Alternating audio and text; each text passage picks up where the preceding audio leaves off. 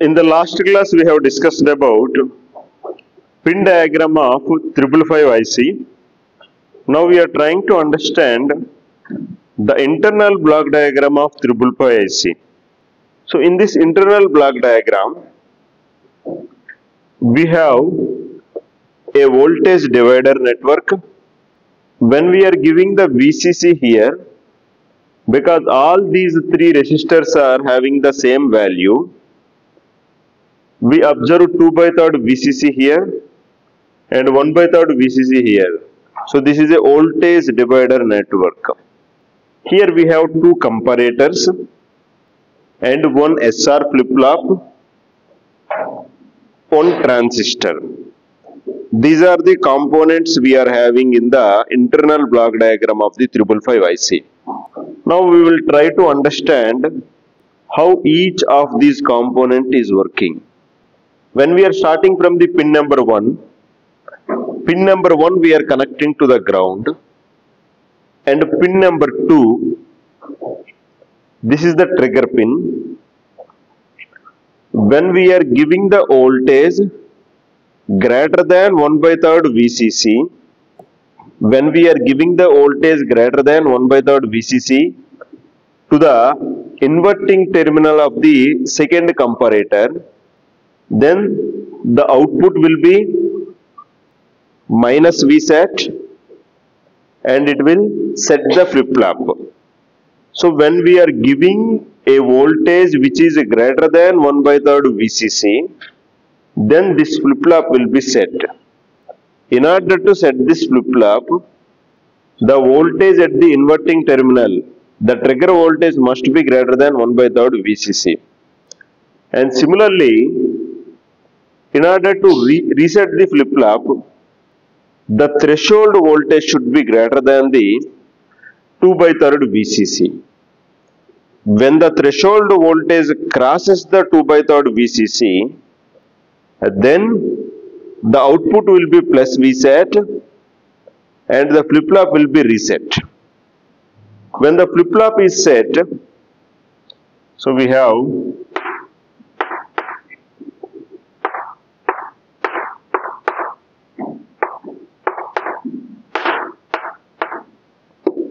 when the flip-flop is set, then the output will be 1. Q will be 1.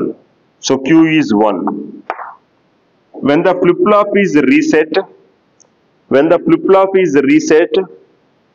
the Q will be 0. Because the flip-flop is reset, the output will be 0.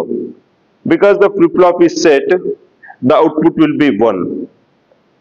When we are not either resetting the flip-flop or setting the flip-flop and the state will be no change, we call that condition as a hold.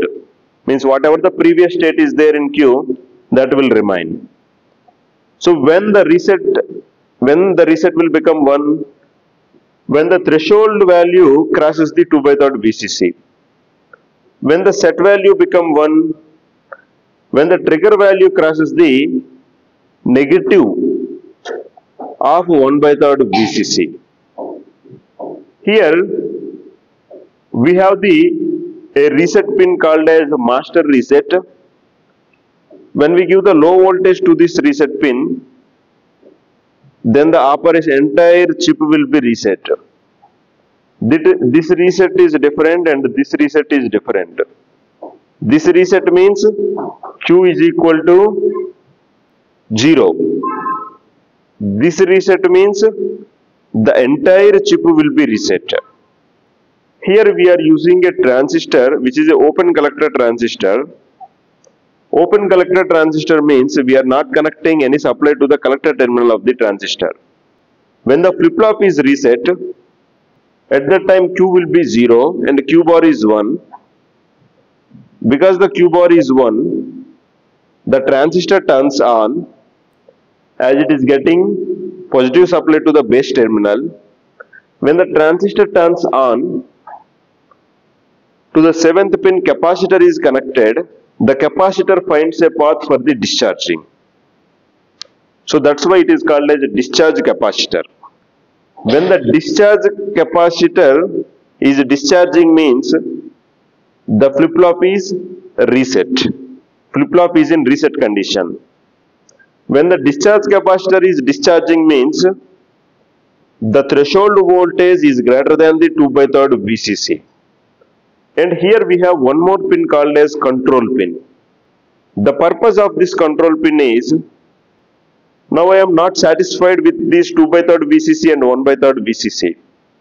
I want my voltage to control this.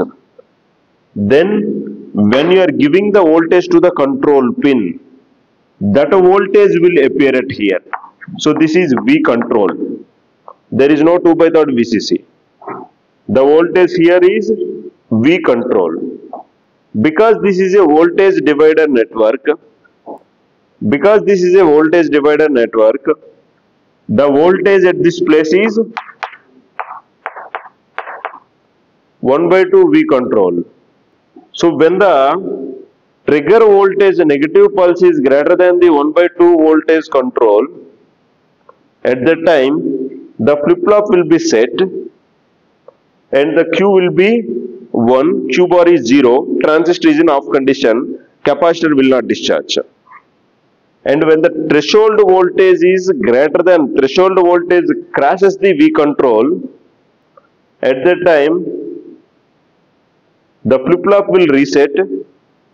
When the flip-flop resets, Q is 0 and Q bar is 1 and the transistor turns on and the capacitor discharges.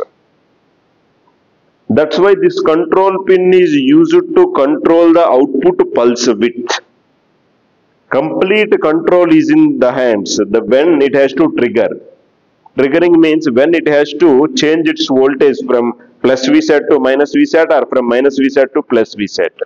That's why the name is control pin. It is controlling. If we are giving no supply to the control voltage, obviously the voltage will be here at 2/3 VCC and here the voltage will be 1/3 VCC. These are the default voltages. When we are giving the voltage to control pin, at that time the control voltage will appear here and the half of the control voltage is appearing here. But the problem comes when noise voltage affects this control pin. At that time the 2/3 VCC will not come. Noise voltage will come here. Half of the noise voltage will come here. In order to avoid this, generally we connect the control pin to very small capacitance, 0.01 microfarads, such that the noise voltage will not affect the control pin. So here we are using two capacitors here for the 7th pin for the capacitance discharge and here in order to not affect the noise. 8th pin we are connecting to the VCC. These are the different pins we have discussed. First pin we have connected to the ground.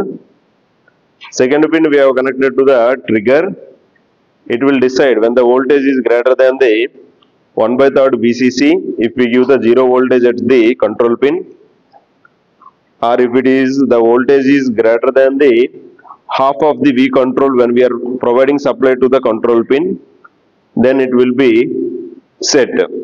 So S will be 1, Q will be 1, it will be set. Q will be 1 means Q bar is 0. Because Q bar is 0, transistor is off. Because transistor is off, capacitor will not discharge. And the third pin we have discussed, third pin is the output. It can provide the current to different loads only up to 200 milliamperes maximum current capability. It can drive the loads of 200 milliamperes with the current. And fourth pin is reset pin. If we give the low voltage to reset pin, it will reset. That's why in order to avoid the accidental reset, we generally connect VCC to the reset pin. And the fifth pin is control pin. Whether to operate with the 2/3 VCC or 1/3 VCC or control V control or half V control, that will be decided by the control pin. It decides the output pulse width. And the next pin we have discussed is threshold pin. If the voltage is greater than the inverting terminal voltage, then this comparator makes the flip-flop to reset. At that time Q bar will be 1 because Q is 0. Transistor turns on, capacitor discharges automatically. And the 7th pin is discharge pin. To this pin only we connect the capacitor, and the 8th pin is the supply pin. This is the internal block diagram of the 555 IC.